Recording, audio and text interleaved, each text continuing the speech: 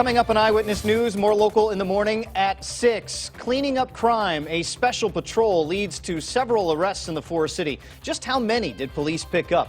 And 10 pins. Rockford using bowling to boost the economy, and why some think the idea is definitely a strike. Plus, discontinuing DART, Fiat Chrysler phasing out vehicle production in Belvedere, and why city officials say this could actually be good news. 2 stations. More local news. Eyewitness News, more local in the morning on WTVO starts now. And good morning, second hour of the program. Thank you for waking up with us. I'm Matt Rodewald. And I'm meteorologist Kristen Swenner on mystateline.com. Matt. Kristen, thank you. It is now 6:03, and here's what's new and now for you on this Friday morning. Another arrest made in the murder of 5-year-old Austin Ramos Jr. Beloit police have detained and charged 18-year-old Hugo Martinez for the shooting death of the young boy. Police making that announcement on social media on Thursday. Officials are still looking, though, for 3 other suspects in the case, and they also say they have recovered the SUV involved in that shooting. It's currently being processed for evidence. Wages are down in most major cities in the United States. There's a brand new study that shows that wages fell off in 80 of 100 of the biggest metropolitan areas.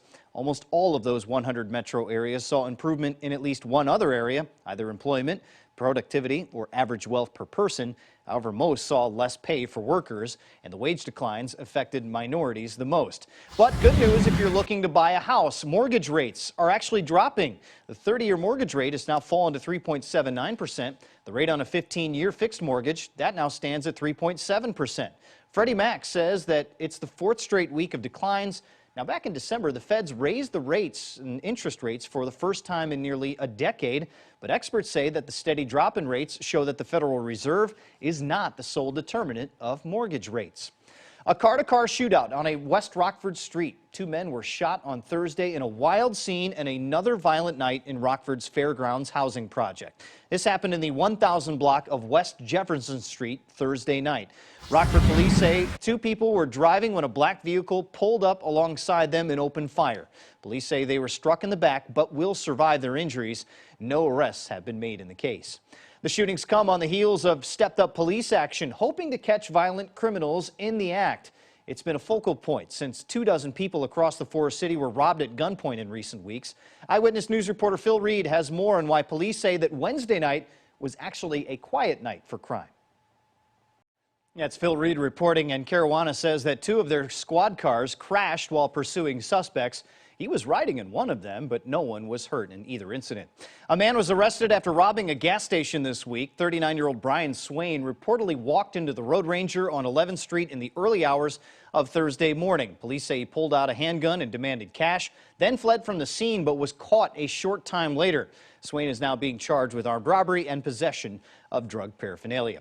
Now to the latest on a murder of a 5-year-old boy in Beloit. Police announcing Thursday they arrested a suspect in the investigation of the shooting death of Austin Ramos Jr. 18-year-old Hugo Martinez arrested by Beloit police this week. He is the 2nd arrest in the case since the murder happened a week ago today.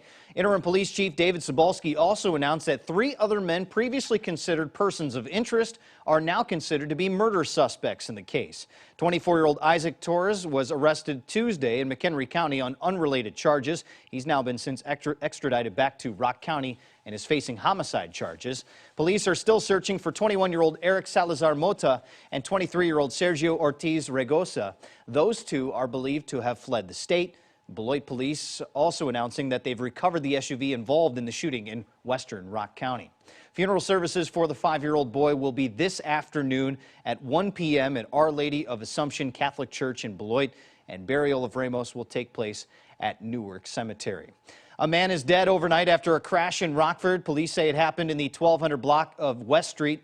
Officers discovered that an SUV had been driving north on West Street and then left the roadway and struck a tree. The driver was then ejected from the vehicle and suffered fatal injuries.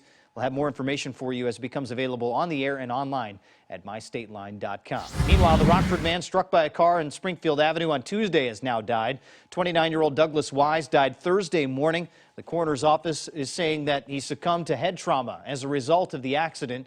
Police say that a woman was driving north on Springfield near Auburn Street and hit him around 8:30 Tuesday night. That crash is still under investigation.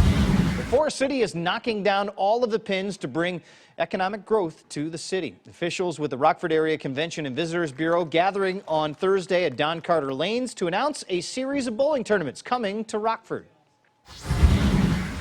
Anytime a visitor comes to our community, they're spending money at a hotel, at a restaurant, at a bowling center, they're filling up their gas, they're going out shopping, and the economic impact of that and the jobs that is supported is really significant. Some of the events include the Girls High School State Finals, as well as several USBC sanctioned state tournaments.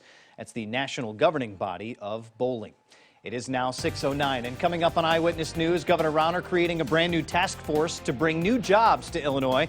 And NIU basketball could be gearing up for some postseason action for the first time in a long time. We'll have more on the Husky Hoops coming up in sports. And Kristen's here. She's got a look at the forecast. Starting off today, it is a little colder than yesterday morning, right around 20 degrees. So chilly start, but we make it into the mid-30s this afternoon. Get a little help from the sunshine, but even warmer this weekend. We'll talk about how long that'll last and that storm system next week. Details on that right after the break. Stay here.